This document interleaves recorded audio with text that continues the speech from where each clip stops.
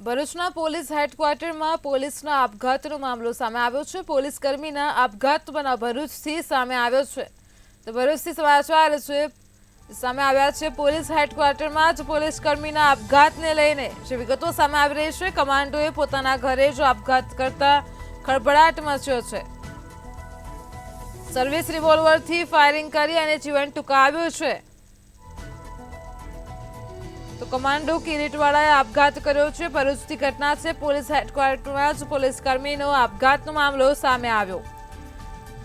આત્મહત્યા પાછળનું કારણ હજુ અકબંધ છે। તો ઉચ્ચ અધિકારીઓ પણ ઘટનાને પગલે તાત્કાલિક ધોરણે ઘટના સ્થળે દોડી આવ્યા હતા।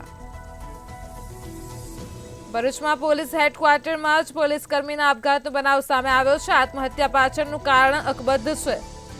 કમાન્ડો કિરીટવાળાએ આપઘાત કર્યો હતો।